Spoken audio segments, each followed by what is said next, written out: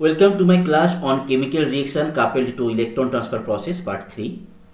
So in the previous session we discussed about ERCI and ERCR, that is electron transfer process followed by irreversible or reversible chemical reaction. So in this session 3 we will learn about CR-ER process, that is reversible chemical reaction followed by reversible electron transfer process. So in this mechanism, the electroactive starting material OX is itself the product from a reversible chemical reaction where Z is producing OX. Now the availability of the species OX will depend on the equilibrium constant of the chemical reaction. For a high value of equilibrium constant, formation of OX from Z is favored than the backward reaction. And in this case, the observed voltammetry is indistinguishable from the chemically reversible one. That is, the peak current ratio, like anodic to cathodic peak current, will approach unity at all scan rates.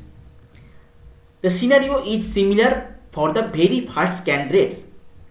Like at high scan rate, only the initial concentration of OX contributes to the observed current on the time scale of the experiment.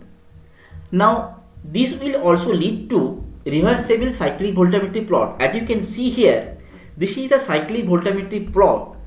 It's a common plot for very high value of the equilibrium constant as well as very fast scan rates. However, if the value of the equilibrium constant for the reversible chemical reaction between Z and OX is low. For the low value of K, the supply of the OX or the availability of the OX for reduction will be limited, and the amount will be decided by the equilibrium constant, or more specifically the value of the forward rate constant or Kf. Now thus the equilibrium constant will only decide how much OX is available for reduction, and the concentration of OX species reaching the electrode surface remain unchanged with time and potential. Now in this situation, a steady state condition will reach, just like the situation diffusion under convection. So in this case, a cathodic current plateau will appear rather than a peak. Now unlike the ERCR or ERCI, in this case the cathodic current magnitude is independent of the scan rate.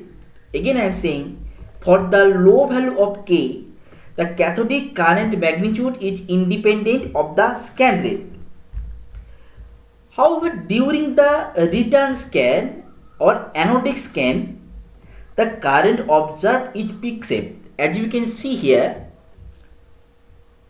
at all the at different value of K, the anodic like during the reverse scan or anodic scan, the current is peak shaped. Now since the red species produced in the forward scan reaches the working electrode via diffusion control process, it gives you a peak shaped plot.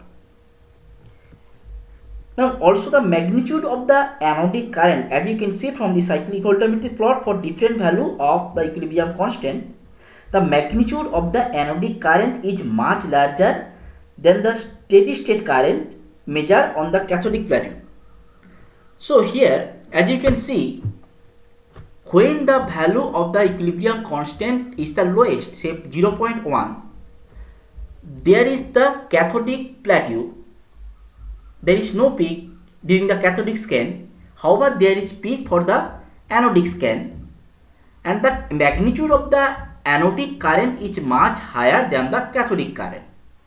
Now with increasing equilibrium constant for the initial reversible chemical reaction, both cathodic and anodic peak current can be observed. Still, for intermediate, say for when the K value is 1, still the magnitude of the anodic peak current is higher than the cathodic peak current. However, for the highest value of the equilibrium constant K when it is 10, the magnitude of the cathodic peak current and anodic peak current is same or it's comparable. That is the reversible case. Okay. So here we will compare side by side or the effect of different equilibrium constant as well as scan rate. So first let's see the effect of different equilibrium constant on the cyclic voltammetry plot. So important point to note here, for small value of K, cathodic current plateau will be observed, anodic peak will be observed, and the magnitude of the anodic current will be much larger than the cathodic current, and current magnitude is independent of the scan rate. Now increasing values of K will result in both cathodic and anodic peak. For large values of K, it will behave reversibly, but also condition apply only if the scan rate is not too slow. As you can see here, again the same thing. This is the cyclic voltammetry plot when for the equilibrium constant is low. You can see cathodic plateau, anodic peak. With increasing the equilibrium constant, both cathodic peak and anodic peak. However, the cathodic peak current ratio, cathodic to anodic peak current ratio is still not 1. And here at the maximum or at very high equilibrium constant, it behaves almost reversibly. Now we will see the nature of the cyclic voltammetry plot for the CR-ER case as a function of scan rates. Now in order to study this, the magnitude of the equilibrium constant must be high, since for low value of K, current magnitude is independent of the scan rate. Now at high scan rate, only the initial concentration of the aux contributes to the observed current on the time scale of the experiment. Now the supply of aux is not limited by any other thing. So cathodic peak current will be observed. So the anodic peak current. Now at very high scan rate, this will give you a reversible cyclic voltammetry plot with peak current ratio approaching unity. However, on decreasing scan rate or at slow scan rate, the cathodic peak current decrease relative to the anodic peak.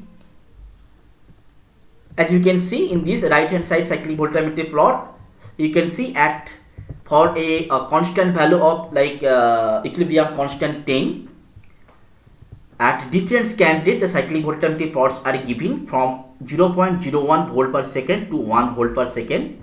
At 1 volt per second or for the highest scan rate or very high scan rate, it behaves reversibly.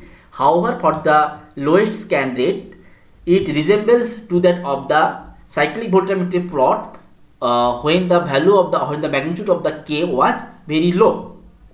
So hope you guys understood. Thank you.